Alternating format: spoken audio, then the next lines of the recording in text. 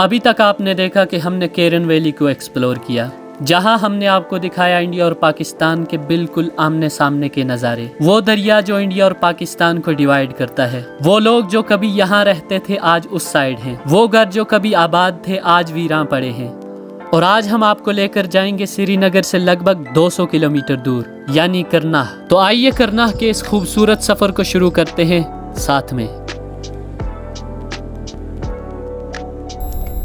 हर सफ़र की एक कहानी होती है और कुछ कहानी ऐसी होती हैं जो ख़त्म होने के बाद भी हमेशा दिल में ज़िंदा रहती हैं। अस्सलामु अलैकुम फ्रेंड्स, मैं सैयद शाहीन और ये कहानी है हम 5 दोस्तों की जो एक दिन बस घूमने निकले थे, लेकिन वापस आए तो साथ में यादें लेकर आए, ऐसी यादें जो शायद ज़िंदगी भर साथ रहेंगी। सच कहूँ तो करनाह जाने का प्लान कोई बहुत बड़ा या स्पेशल प्लान नहीं था, बस दोस्तों ने कहा चलो चलते हैं और हम निकल पड़े।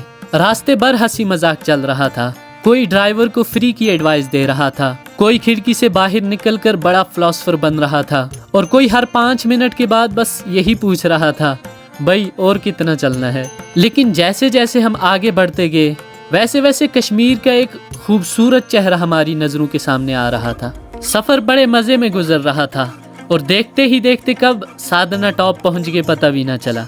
साधना टॉप का नाम तो बहुत सुना था, लेकिन जब अपनी आंखों से देखा तो एहसास हुआ कि तस्वीरें और फोटोज़ तो इस जगह के साथ बिल्कुल भी इंसाफ नहीं कर सकती। कुछ जगहों को कैमरा कैप्चर नहीं कर सकता, उन्हें सिर्फ महसूस किया जा सकता है।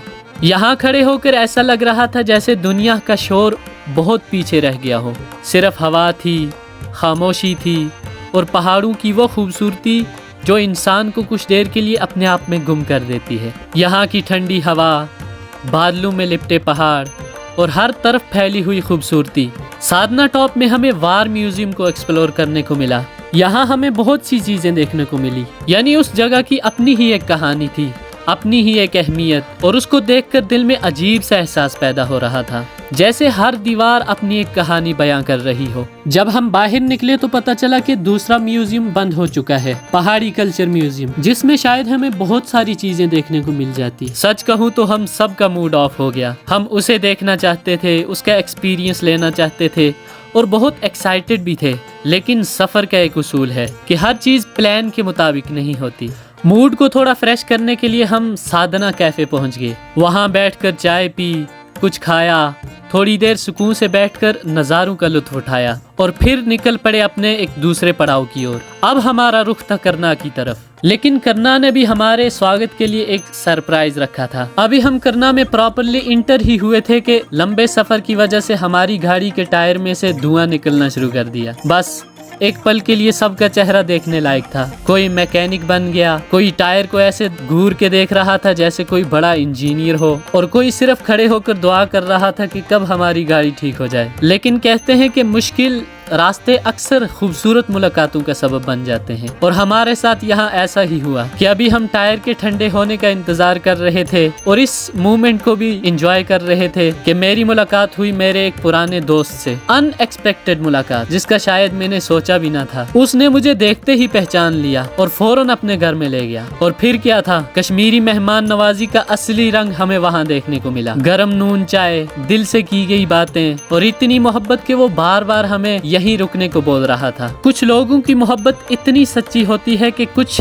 घंटों की मुलाकात भी सालों का रिश्ता लग जाती है। और सच कहूँ तो उसका इतना प्यार देखकर मन कर रहा था कि यहीं रुक जाएं, लेकिन हमारा एक टारगेट सेट था, हमें टीटवाल पहुंचना था किसी भी हालत में। इसलिए हम उसका शुक्रिया अदा करने के बाद फिर से निकल पड़े टीटवाल की ओर। मेरी कोशिश थी कि हर खूबसूरत लम्हा कैमरे में कैप्चर हो जाए। सफर बहुत लंबा था और देखते ही देखते शाम रात में कब बदल गई पता भी ना चला। जब हम टीटवाल पहुंचे तो बहुत अंधेरा हो चुका था। रूम हमने पहले ही बुक कर रखा था, इसलिए सीधा रूम की तरफ गए। लेट होने की वजह से उस दिन हम टीटवाल को एक्सप्लोर न कर सके, लेकिन इस सफर का शायद सबसे खूबसूरत हिस्सा यही था, क्योंकि उस रात शुरू हुआ असली एडवेंचर। अब कोई चाय बना रहा था, کوئی بسکٹ چھپا کر اکیلے اکیلے کھا رہا تھا، کوئی پرانی سکول اور مدرسے والی باتیں یاد دلا رہا تھا، کوئی بنا وجہ ہنس رہا تھا، اور پھر وہی روٹین کہ بھائی سو جاؤ کل جلدی اٹھنا ہے، لیکن پھر بھی کون سوتا۔ آدھی رات تو ہمیں بیٹھے بیٹھے گزر گئی، اور آدھی رات کب نیند کی وجہ سے گزر گئی پتہ بھی نہ چلا۔ اس رات مجھے ایک بات سمجھ آئی، خوبصورت سفر صرف پہاڑوں کی وجہ سے نہیں ہوتے، سفر خوبصورت ان لوگوں کی وجہ سے ہوتے ہیں جو آپ کے ساتھ ہوتے ہیں۔ اگلی صبح جب ہماری آنکھ کھلی تو ٹیٹوال کا منظر دیکھ کر ساری تھکان